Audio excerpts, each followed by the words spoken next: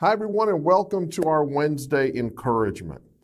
How often do you find yourself in a situation where you just don't have the strength that you need to cope with it? Now, think about that for a moment, and we'll get back to that. It was really great seeing so many of you back this past Sunday. I have really loved seeing the building filling up again. And with school out and summer starting, I know a lot of you are going to be doing some traveling, especially with things opening up again. I mean, if you've been kind of cooped up for a year, it's important to get out and go places again. I just want to remind you as that time of year is coming up, not to take a vacation from God. Make sure you plan for time to keep your quiet time going each day. And think ahead and plan for somewhere to worship while you're gone. In fact, I encourage you to look around and see if the church you're going to does something interesting and different while you're on vacation. Make sure to tell me about it. You know, I love when people bring me bulletins from the church they attended while they were gone. Always sparks creativity. So make sure that you do that while you're on vacation this summer.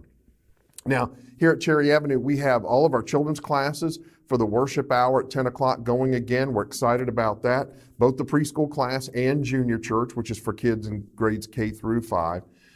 But we still need 2 more volunteers to help with the preschool class. We'd like to have the teachers on a once-a-month rotation so you can be in worship 3 Sundays out of 4. But to do that, we need a couple more volunteers. So if you would like to help make a difference in the life of a child, please call the office or email me, and I will be glad to get you set up with that. Well, how did you answer the question we asked earlier? Have you ever found yourself in a situation, or do you, from time to time, find yourself in situations where you just don't have the strength needed to cope with it? Maybe you're fighting an addiction and willpower just isn't cutting it. Maybe you're facing a difficult illness and you just feel overwhelmed. Maybe you've lost a loved one and you're struggling to heal from that loss and move on. Maybe you're trying to overcome a sinful behavior and you know you need to stop, but you're just struggling. I heard a story of a young girl and her father who were walking along a path in the forest, and at some point they came across a big tree branch blocking the path. And the girl asked her dad, she said, "If I try, do you think I can move that branch?" And her dad said, "I'm sure you can if you use all your strength." Well, the girl tried her best to lift or push the branch, but she just wasn't strong enough. And so she said, "You were wrong, Dad, I can't move it." He said, "Try again with all your strength." And again, she tried to push the branch and lift the branch. She struggled, but it just wouldn't move. "Dad, I can't do it," she said. Finally, her dad said, "Honey, I told you to use all your strength, but you didn't. You didn't ask for my help."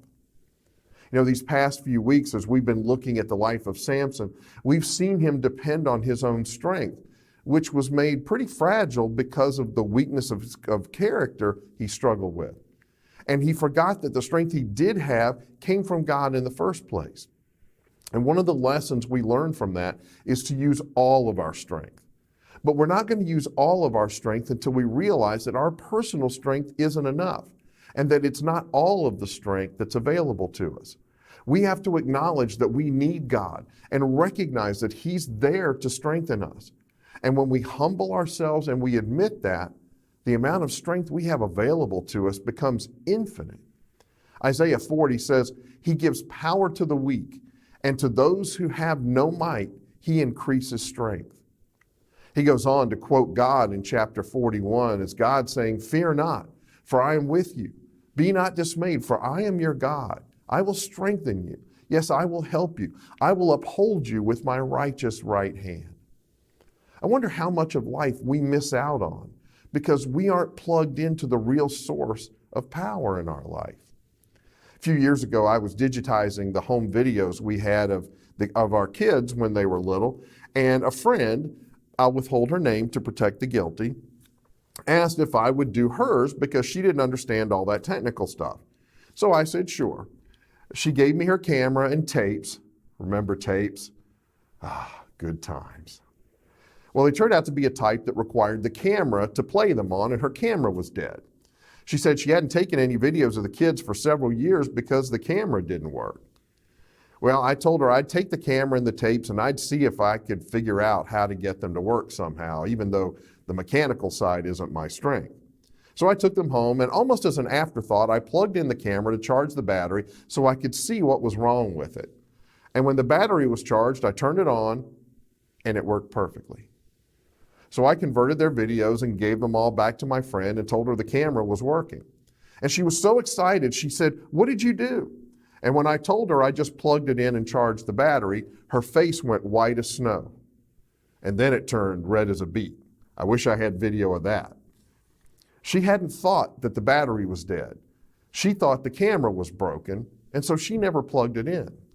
She missed several years of preserving the memories of her kids' growing up years because she never plugged it into power. And I wonder how much we miss out on because we don't admit our weaknesses and plug into God's power. Ephesians 6 says, "Be strong in the Lord and in His mighty power." Not our own strength, but His. We tap into His power when we admit that our own isn't enough and that His is always more than enough. The Apostle Paul, describing a conversation he had with the Lord, said, "But He said to me, 'My grace is sufficient for you, for my power is made perfect in weakness.' Therefore," Paul says, "I will boast all the more gladly about my weaknesses, so that Christ's power may rest on me. That's why, for Christ's sake, I delight in weaknesses, in insults, in hardships, in persecutions and difficulties. For when I am weak, then I am strong."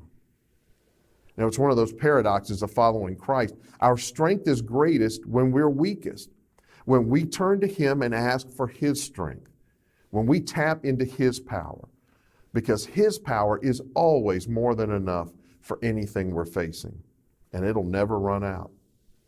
As for my friend, she was grateful to have her camera back working so she could take more video of the kids, though by that time they were getting to the ages where you don't want mom and dad taking video of you anymore. And when her kids asked her why there's a big gap in the video archives of their youth, I told her to tell them, well, the camera wasn't working and Mr. Stan fixed it. He's just a genius who's able to come up with solutions that other people can't. I mean, honesty is the best policy.